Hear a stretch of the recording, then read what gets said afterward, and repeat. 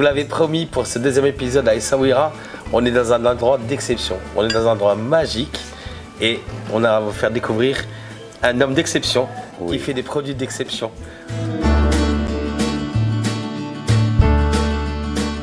On est avec Haj Abdelrazak. Pas encore Haj. Pas encore? Non. Vous vous souvenez du premier spectacle de Gad Elmaleh? Ben c'est lui en fait. Et c'est Gad Elmaleh, il a été formé grâce à lui. Il fallait lui donner quelques petits trucs du métier. Donc la question du métier, il n'y a aucun fromage d'exception. Parce que je considère que 85% du fromage est fait par la nature. Le moins que tu interviennes dessus, le plus que la nature fait son œuvre. Et elle, c'est un apprentissage permanent.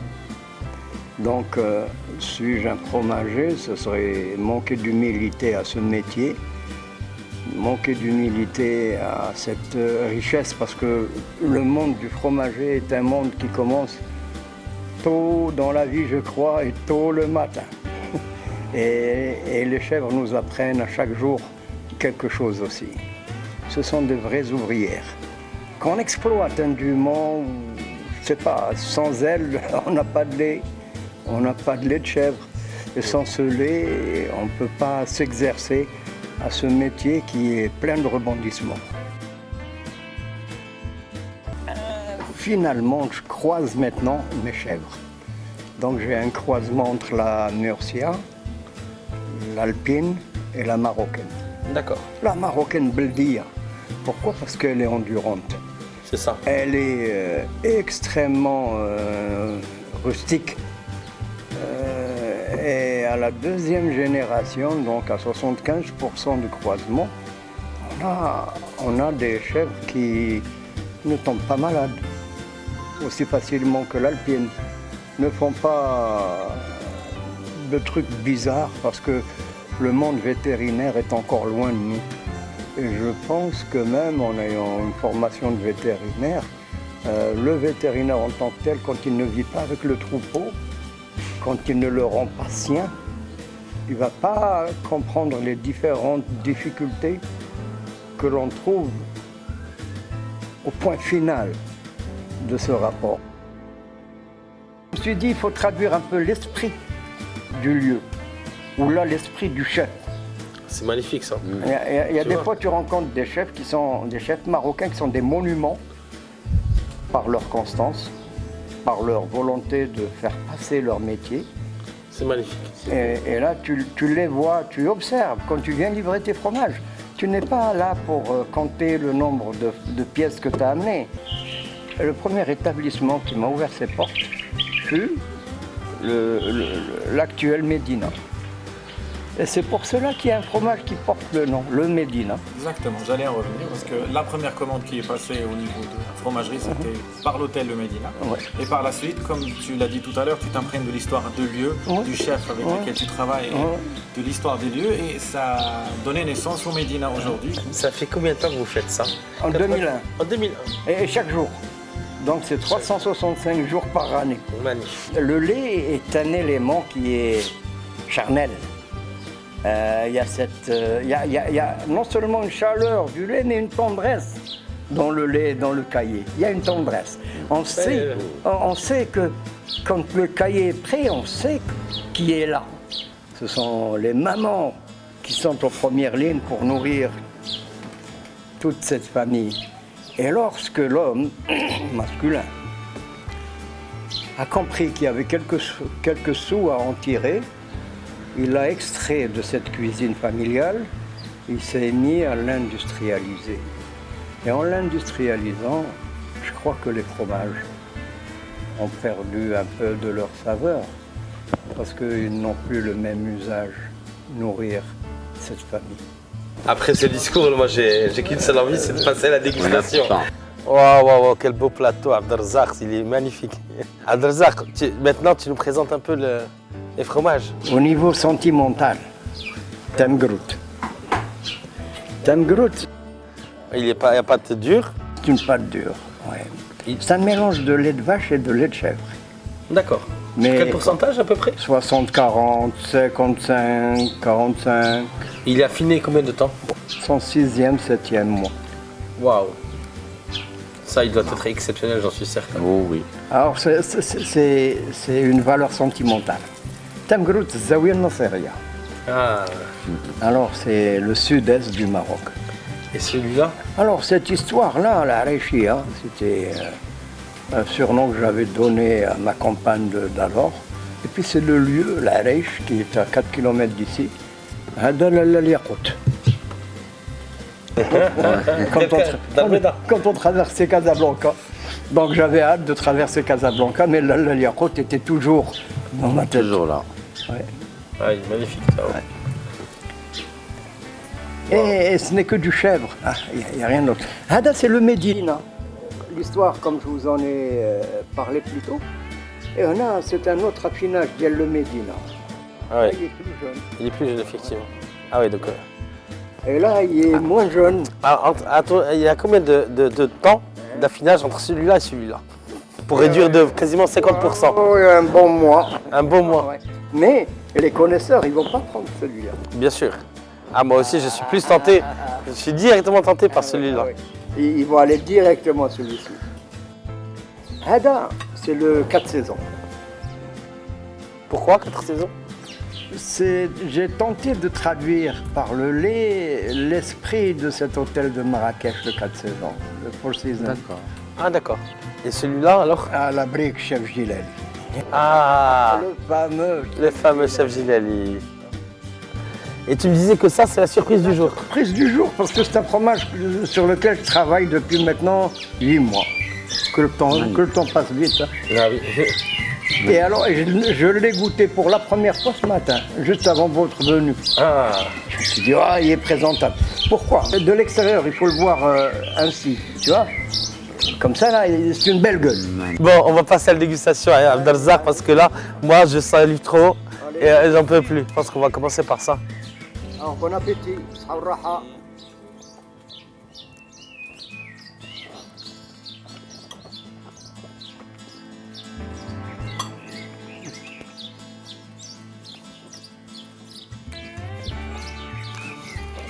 Je sais où je l'ai mangé. Je l'avais mangé au hôtel Michelin. Il est incroyable. Tu sais, il a quand même une certaine tenue. Il tient bien. C'est pas juste un truc qui est très mou, qui est frais. Normalement, les frais, quand ils sont frais, ils sont plutôt mous. Waouh. C'est incroyable. Pas nécessairement Monsieur Gilali.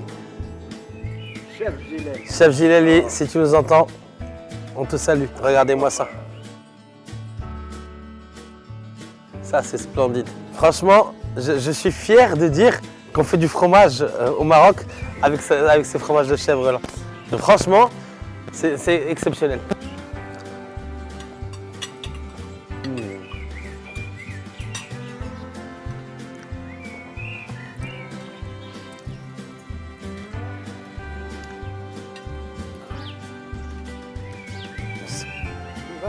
Ça continue, ça continue.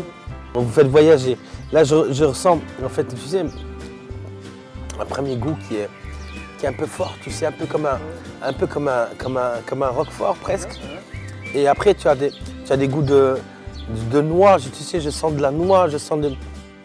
Bon, moi, la vérité, j'ai envie de goûter celui-là. Oh là là là là là là. Regardez-moi ça, regardez-moi ça. Ça à la découpe, comment il est. Incroyable. On dirait que c'est du fromage fondu. Waouh.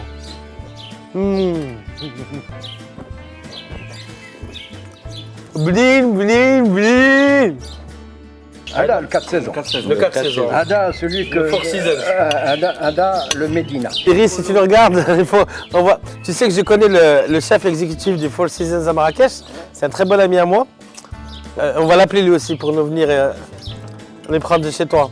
Franchement, c'est des moments d'exception. Voilà, c'est ça. Et le 4 saisons, qu'est-ce que vous en pensez? Il est très très très très bon. Attention, je vous explique.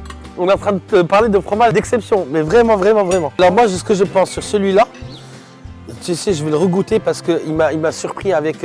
Je retrouve des saveurs marines. Tu sais, j'ai presque un goût d'iode dedans. Alors, il y a une différence entre le Médina et le 4 César. Laquelle? Pas parce que ce sont deux bannières différentes, non. Il y a 1 degré de différence. Waouh. Et il est du même âge que cet autre Médina. Ah bon? Oui, il est du même âge que cet autre Médina. Et regoutez le Médina maintenant et dites-moi si... Alors celui-là déjà, il a une texture beaucoup plus ferme que celui-là. 1 degré près. 1 degré près de cuisson. Voilà, madame. Par contre, beaucoup plus d'acidité. Parce qu'il est jeune. Mais dans 1 mois, quand il sera comme ça, Waouh. Merci, merci. On passe à celui-là. Allez, celui-là.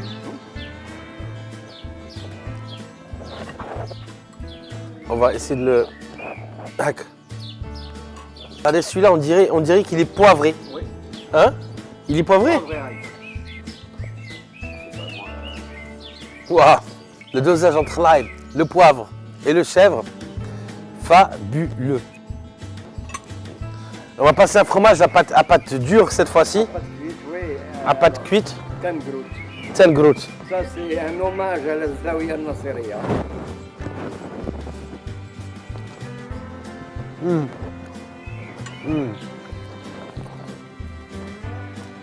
Waouh. Celui-là, on peut l'utiliser. Il peut remplacer du parmesan facilement. Wow, moi, j'ai envie de faire des pâtes avec celui-là. Tu sais, il est entre le pecorino et le parmesan, je dirais. Oui, Hein? absolument. Alors, on va goûter maintenant celui-là. C'est la surprise du jour, tu m'as dit. Tu l'as goûté ce matin? Ce matin, depuis que j'en ai fabriqué d'Ava depuis... Et il a 8 mois. Oh, non, 8 mois que je travaille dessus. Waouh! Les alvéoles qui à l'intérieur, il est entre une pâte dure, il a une croûte dure et une pâte encore relativement molle. Donc,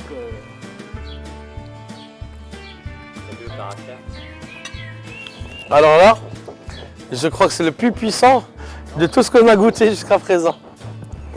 Tu sais, en fait, mais le kick, tu as le kick pas au début. Hein. Le kick, tu l'as dans une seconde, en arrière-bouche. Tu as un kick poivré et salé avec une acidité exceptionnelle. il nous reste la dernière fois. On l'a pas goûté.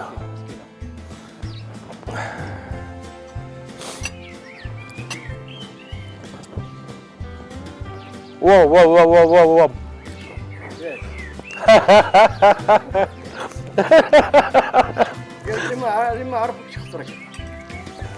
Putain, mais si tu me mets un bandeau, et que tu me disais que c'est un camembert, le plus beau des cas, je te dirais que c'est le meilleur camembert que j'ai jamais mangé.